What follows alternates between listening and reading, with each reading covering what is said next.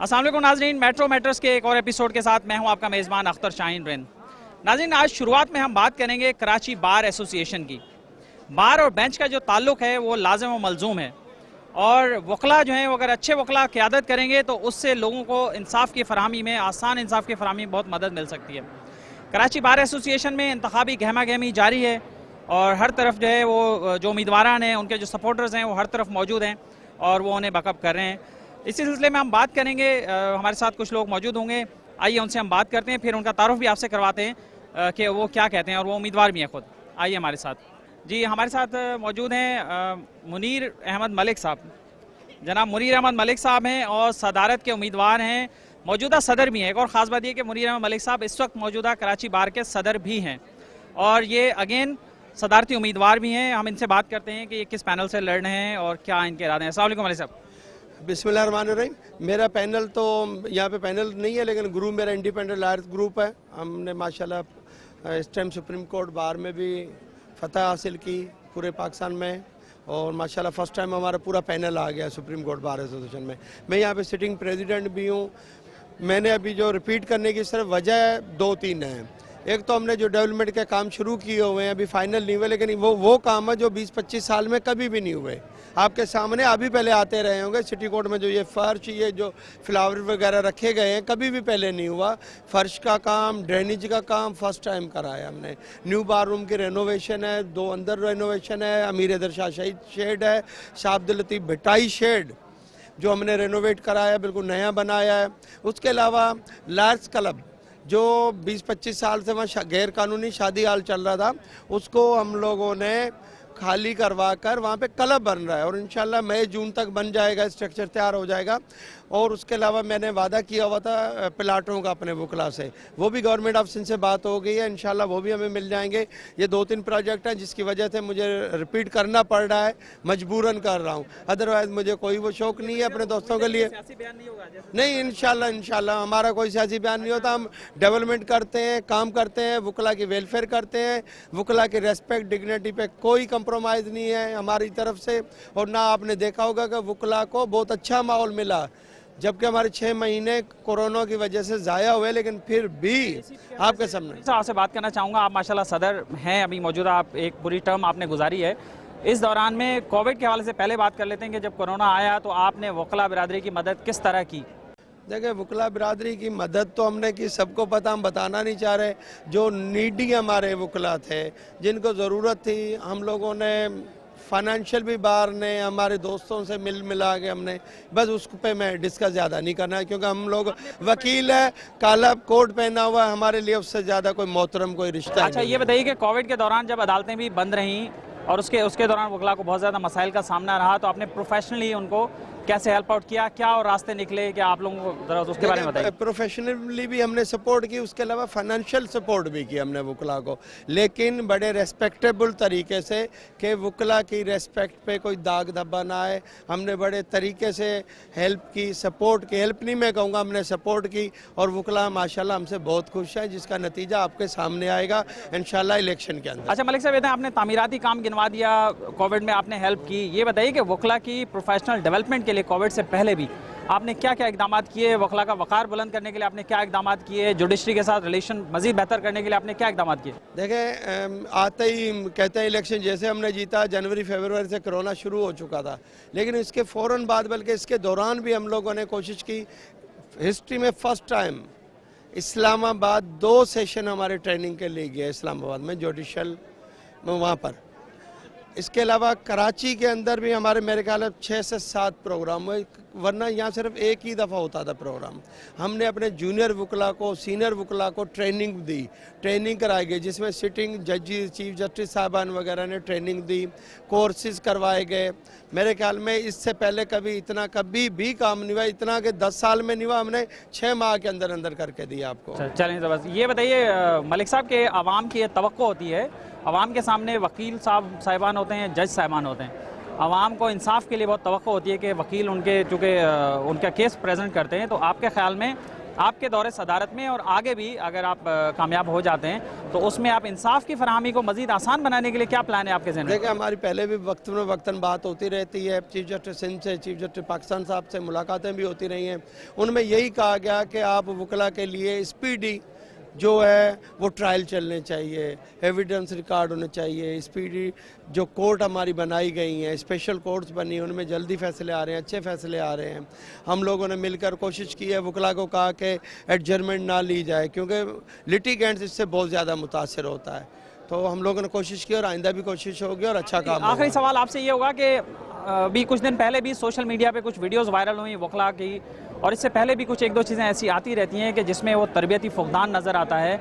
आपका इस बारे में क्या कहना है और आपका क्या विजन है इस हवाले से कि वकला की इस सिलसिले में भी कुछ तरबियत जो है और मज़ीद बेहतर हो सके? बिल्कुल, हमने कोशिश भी की है, ट्रेनिंग सेशन प्रोग्राम किए हैं उसमें, लेकिन कराची में ऐसा कोई इतनी बड़ी बात नहीं है। कराची के अंदर अल्हम्दुलिल्लाह बहुत अच्छा माहौल है और कभी ऐसा मिस नहीं हम होने देते।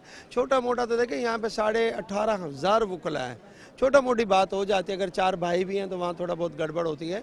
बाकी इधर कराची में इंशाल्लाह माशाल्लाह बहुत ही अच्छा माहौल है और हम कोशिश करते हैं, मैं या मुझसे पहले जो भी आए सब ने कोशिश की कि ये एक गुलदस्ता है कराची, तो यहाँ पर कोई ऐसी बात नहीं है कि जिससे बदमज़गी पैदा हो। बस आखिरी बात करूँगा और उसके बाद फिर हम आगे चले जाएंगे। मलिक साहब, आपका प्लानिंग में क्या चीज़ें, कुछ टिप्स पे आप बता सकते हैं कि अगर आप इलेक्ट हुए तो आप क्या क्या काम करेंगे? देखिए, जो मेरे रुके हुए काम, लायर्स क्लब का काम सबसे एवलियन है। इसके अलावा ये डेवलपमेंट चल रही है सिटी कोर्ट की, ये करवानी है। 200 एकड़ का प्लाट, हमने 200 एकड़ ज़मीन ली हुई है प्लाट्स के लिए, उस पर काम करना। जुडिक्शन जो असेंबली का जैसे इजलास होगा इंशाल्लाह ये खुशखबरी होगी हमारे कराची के भाइयों के लिए कि जो 6.5 करोड़ की जुडिक्शन हो जाएगी। अच्छा, बहुत शुक्रिया आपका। मलिक साहब हमारे साथ मौजूद थे और हम अब बात करेंगे, हमारे साथ एक और वकील मौजूद हैं, जनाब मोहम्मद सलमान खान एडवोकेट, सलमान खान रिंद एडवोकेट साहब हमारे साथ मौजूद हैं जो कि चेयरमैन हैं स्टार लॉयर्स फोरम के। हम उनसे मज़ीद बात कर रहे हैं। अस्सलाम वालेकुम सलमान साहब। जी वालेकुम सलाम। सलमान साहब, ये बताइए कि आपका भी एक ग्रुप है, माशाल्लाह आप पिछले कई सालों से यहाँ पर हैं और अब आप माशाल्लाह चेयरमैन भी हो गए अपने ग्रुप के, तो आप किसको सपोर्ट करें?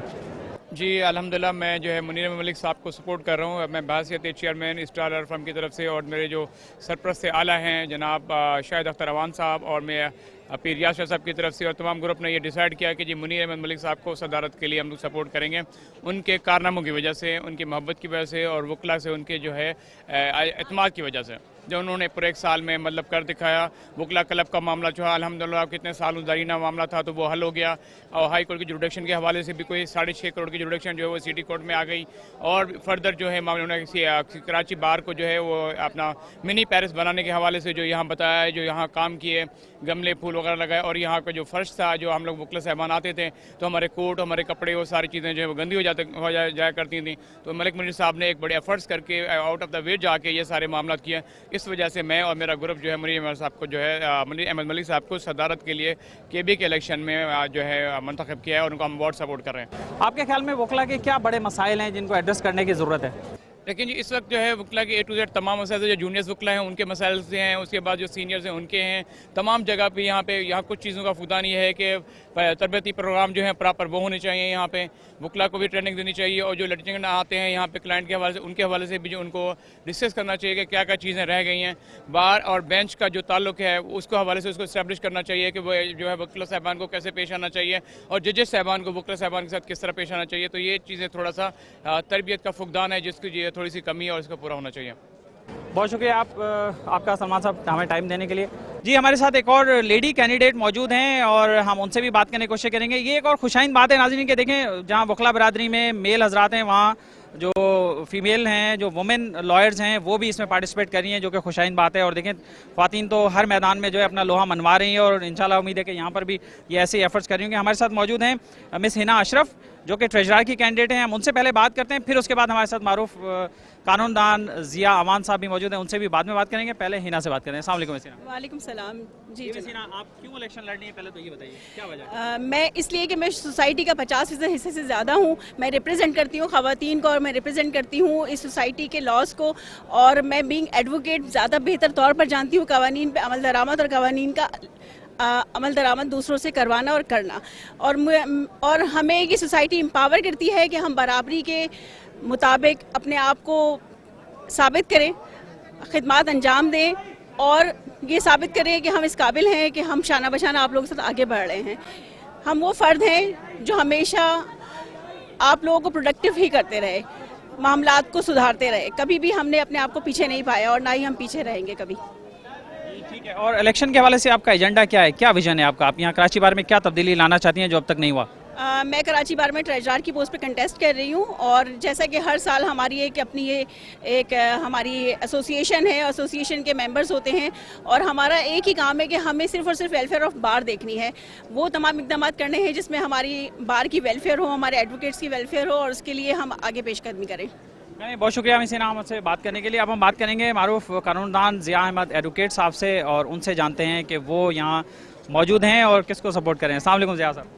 वालेकुम अस्सलाम। ज़ाहिर है कि मैं इस पूरी कम्युनिटी का पार्ट हूँ, एक अदना वकील के तौर पे और एक अदना साथी के तौर पे। ज़ाहिर है ये हमारे जितने दोस्त यहाँ इलेक्शन लड़ रहे हैं ये सारे के सारे हमारे दोस्त ही हैं, लेकिन ये है कि उनके विजन को देखते हुए हम लोग चाहते हैं कि ऐसे लोग आएँ जो प्रोफेशनल हों, वो प्रोफेशनल इंटेग्रिटी को आगे लेके जा सकें और जो हमारा रूल ऑफ लॉ का स्टैंड है और हम जैसे रूल ऑफ लॉ की और राइट्स की बात करते हैं और हम चाहते हैं कि कोर्ट्स को हम कैसे बेहतर बनाएं और कोर्ट्स के सिस्टम को कैसे हम जो है ना वो इस तरह का बनाएं कि लोग लिटिगेंट जो है और लॉयर्स जो है दोनों प्रोटेक्टेड फील करें कि ये सिस्टम वाकई लोगों को इंसाफ फराहम कर रहा है, क्योंकि बुनियादी मकसद हमारा इंसाफ फराहम करना है। ये जो हमारे इलेक्शंस होते हैं ये एक बहुत ज़बरदस्त किस्म की एक्टिविटी है। मैं आपको बताऊं कि जो बार एसोसिएशंस हैं वो आमरीत के ज़माने में जब पॉलिटिकल पार्टीज़ भी बैन होती हैं तो बार एसोसिएशन के हर साल इलेक्शन होते हैं। जब पूरे मुल्क में इलेक्शन नहीं हो रहे होते, यहाँ हर साल इलेक्शन हो रहे होते हैं और गहमा गहमी होती है। गो के इसमें कुछ ऐसी चीज़ें हैं जो अभी हम पसंद नहीं कर रहे, इतने बहुत सारे बैनर और ये सारी चीज़ें, इनको मैं समझता हूँ कि इसको कम होना चाहिए, बहुत सारी चीज़ों को हमें सही करना है। लेकिन ये एक बहुत ज़बरदस्त किस्म का डेमोक्रेटिक प्रोसेस है और मेरी हमेशा से ये कोशिश रही है। मुझे इस बार ने बहुत इज़्ज़त दी है, मुझे हमेशा यहाँ से जितनी बार भी मैंने इलेक्शन लड़ा है मुझे इलेक्ट किया है सुप्रीम कोर्ट तक, तो मैं रिटर्न करना चाहता हूँ और मैं ऐसे लोगों को सपोर्ट करना चाहता हूँ। हिना अशरफ जैसे जो कैंडिडेट और भी बहुत सारे जो मुख्तलिफ पोस्टों पे हैं, I really want that they should come और ये हमारी लीडरशिप करें और इस मुल्क को एक अच्छा जो है ना वो लीडरशिप दें, ताकि बार ने हमेशा एक बहुत बड़ा गैप फिल किया। जब भी इस मुल्क में आमरीत आई है या डिक्टेटरशिप आई है या कोई ऐसा इशू आया है कि जिसमें रूल ऑफ लॉ को कहीं धचका पहुंचना हो, तो हम सीने तान के बाहर निकल आते हैं और हमें एक बहुत बड़ी कुव्वत है पूरे पाकिस्तान में। गो के हमें बहुत सारी ऐसी खबरें आती हैं कि बहुत सारे लॉयर्स जो है वो अब आपको नज़र आते हैं, जो ज़्यादा प्रोपेगेंडा जिस चीज़ का किया जाता है कि हमारे लॉयर्स जो हैं वो आउट ऑफ कंट्रोल हैं, लेकिन वो बहुत बड़ी छोटी सी तादाद है, 5% लोग हैं जो कि उनको अभी हमने ठीक करना है, उनको हमने समझाना है और बहुत अच्छे तरीके से समझाना है। और इंशाल्लाह ये बार की लीडरशिप अगर अच्छी होगी तो फिर हमारा जो मकसद है कि इस मुल्क में इंसाफ की फराहमी हो और वो इंसाफ वाकई होता हुआ नज़र आए और वकला अपना रोल प्ले कर सकें और लोग अपने जाके थानों में और जाके जिरगों में ना डिसाइड करें, वो कोर्ट्स में आके अपने फैसले डिसाइड करें, तो असल मकसद यही है।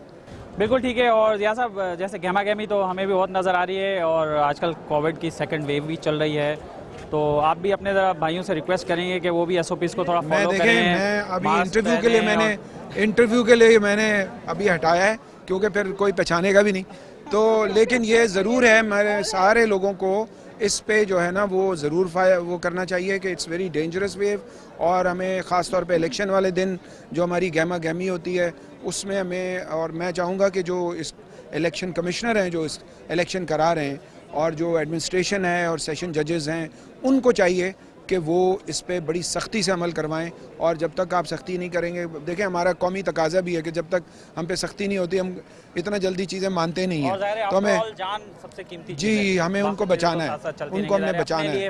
हमने अपने फैमिली के लोगों को, ये हमारी फैमिली है वकला की, और फिर घरों में भी हमारे लोग इंतज़ार कर रहे हैं। तो आपने बहुत अच्छी बात किया है। आई थिंक दैट कोविड से हमें को बिल्कुल उसके लिए अलर्ट होना चाहिए। बिल्कुल ठीक है। और नाज़रीन, आपने गुफ्तगू सुनी और मज़ीद भी हम अपडेट आपसे फिर करते रहेंगे। इंशाल्लाह नेक्स्ट प्रोग्राम में आपको मज़ीद फिर अपडेट देंगे। जैसे कोविड के हवाले से बात हुई और हम बस आगे चल के आपको बताते हैं कि कोरोना के हवाले से एक और जो अच्छी चीज़ है और एक ऐसी फैसिलिटी है जहां कोरोना के पेशेंट को रखा जा रहा है और वहाँ उन्हें सब सहूलतें हैं, वो कहाँ पर है, क्या है, वहाँ क्या सहूलियतें हैं, वो भी आपको बताते हैं। हमारे साथ रहिए।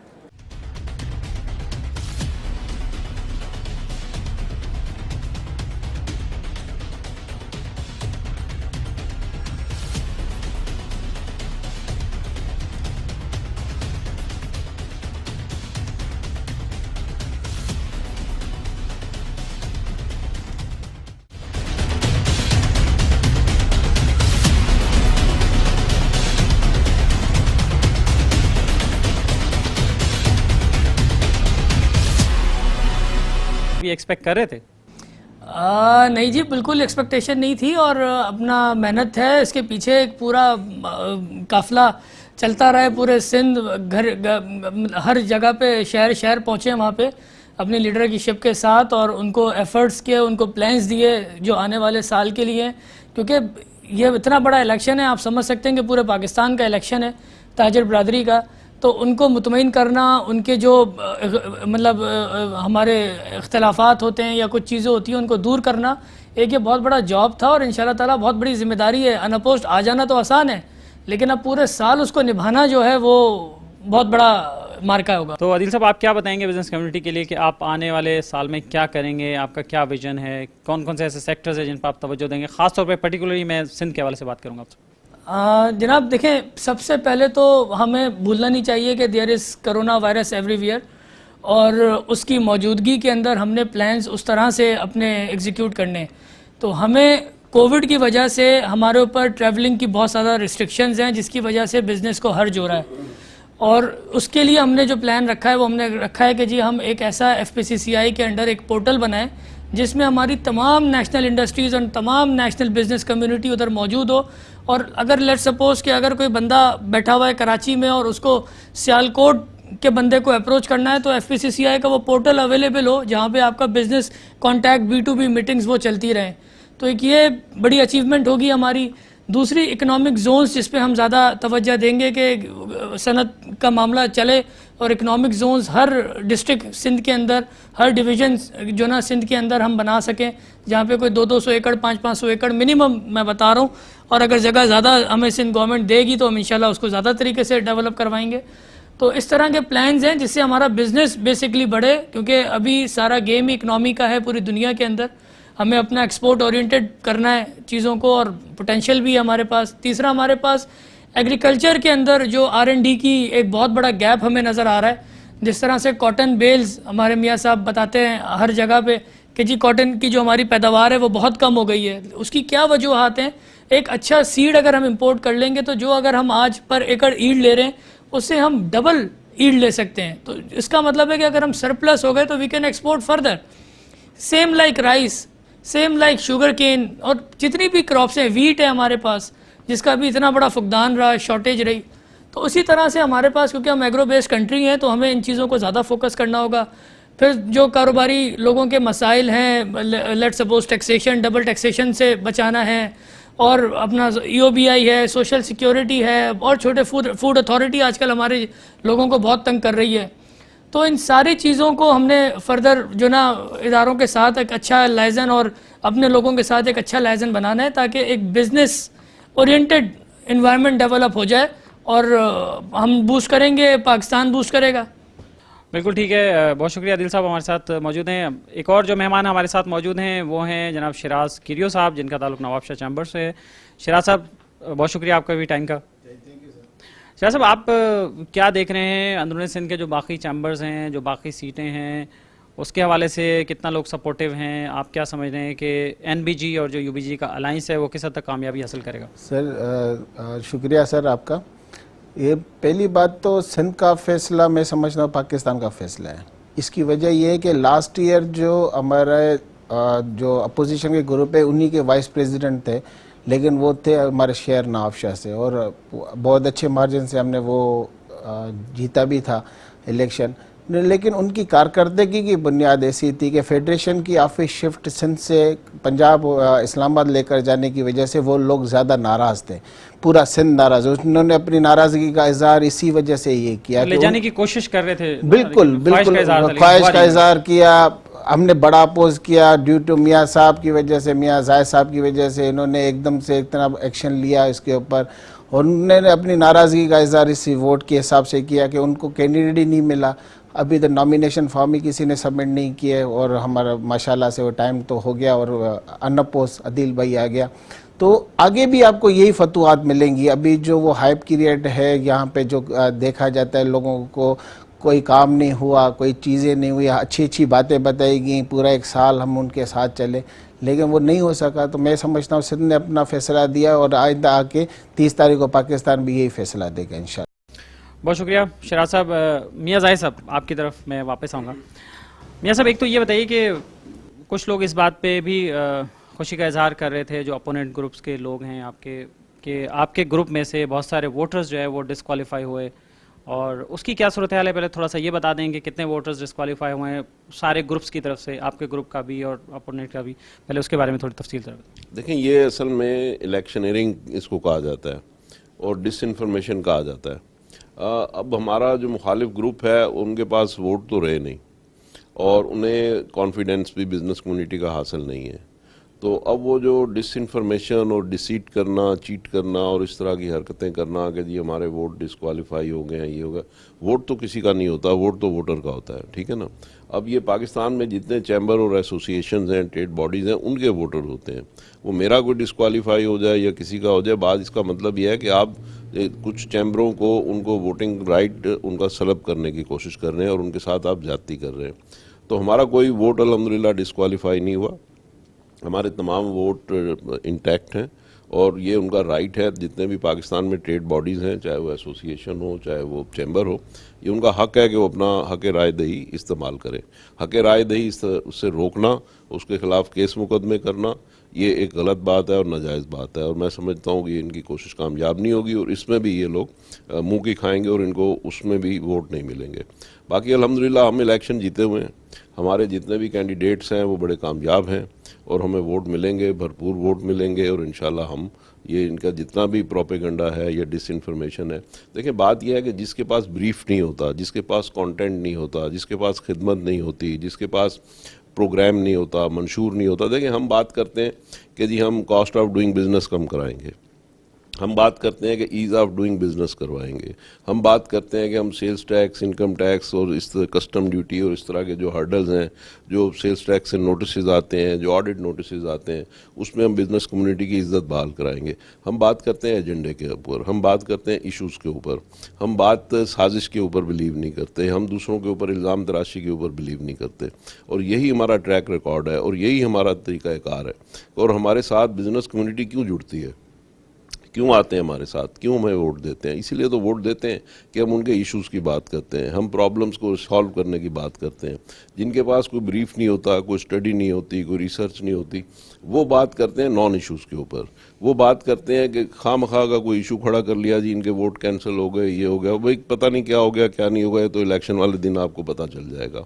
आप भी बात करें खिदमत की, आप भी बात करें कि आपने सर्विस कैसे देनी है। आप देखें, इदारा जो है ना, ये जो फेडरेशन है, ये 4000 अरब रुपए साल का टैक्स देता है और 370 अरब रुपए की इकॉनमी है। आप बात करें इकॉनमी के ऊपर, आप बात करें इसमें टैक्सेशन के ऊपर, जो असल इश्यूज़ हैं, जो कोर इश्यूज़ हैं कि हमारे मुल्क ने तरक्की कैसे करनी है, लोगों की बेरोज़गारी कैसे कम होनी है, लोगों का रोज़गार कैसे बढ़ना है, हमारे यहाँ कॉस्ट ऑफ डूइंग बिज़नेस कैसे कम होनी है, इस पर बात करें ना, और इस पर हम बात करते हैं और इसके ऊपर लोगों को हमारे ऊपर पूरा यकीन है। ठीक है, और मियां साहब क्या मैसेज देना चाहेंगे? और प्रोग्राम का वक्त ख़त्म होने वाला है, बस आप आखिरी लास्ट मैसेज क्या देना चाहेंगे? देखिए जी, मैं हमारे जो वोटर्स हैं, हमारी जो बिज़नेस कम्युनिटी है, मैं उन्हें ये कहना चाहूँगा कि शोबदाबाजों के चक्कर में ना आए, जेन्युइन लीडरशिप को मुंतखब करें, अच्छे लोगों को मुंतखब करें, जिसमें हमारे खालिद तवाब साहब हैं, अब्दुल रऊफ मुख्तार साहब हैं, हमारे अदील सिद्दीकी के ऊपर उन्होंने जैसे कॉन्फिडेंस का इज़हार किया है, इसी तरीके से हमारे बाकी कैंडिडेट्स के ऊपर भी वो इज़हार एतमाद करें और इंशाल्लाह हम उन्हें मायूस नहीं करेंगे और वो देखेंगे कि सर्विस किस तरह की जाती है। हमारा ट्रैक रिकॉर्ड पहले भी है और इंशाल्लाह आइंदा भी हम पहले से बढ़कर खिदमत करेंगे। जी, बहुत शुक्रिया आपका मियां जाहिद हुसैन साहब। अदील सिद्दीकी साहब, आप क्या लास्ट मैसेज देना चाहेंगे? Vote for UBG and NBG. Shiraz साहब, शिराज करियो साहब। सर सेम सर, जैसे सिंध ने फैसला दिया, हम भी रिक्वेस्ट करें पूरे पाकिस्तान से कि आप भी सही लीडर को, सही लीडरशिप को यही वोट देकर कामयाब कर फेडरेशन ऑफिस पहुँचाएँ। बहुत शुक्रिया आपका। शिराज करियो साहब हमारे साथ मौजूद है, अदील सिद्दीकी साहब बहुत शुक्रिया आपका, मियां जाहिद हुसैन साहब एक बार फिर आपका बहुत शुक्रिया। और नाज़रीन, आपने अपडेट जानी FECCI इलेक्शन के हवाले से, ख़ास तौर पे कि बिज़नेस कम्युनिटी क्या सोच रही है और वो आगे क्या करना चाहती है, किस तरह की लीडरशिप को आगे लाना चाहते हैं ताकि उनके जो बिज़नेस कम्युनिटी के मसाइल हैं वो कम से कम हों और उनमें जो फैसिलिटीज़ हैं वो ज़्यादा से ज़्यादा हो सकें। नाज़रीन, मेट्रो मैटर्स के साथ ही अपने मेज़बान अख्तर शाहीन रिंद को इजाज़त दीजिए। इंशाल्लाह आपसे दोबारा मुलाकात होगी। अल्लाह हाफ़िज़।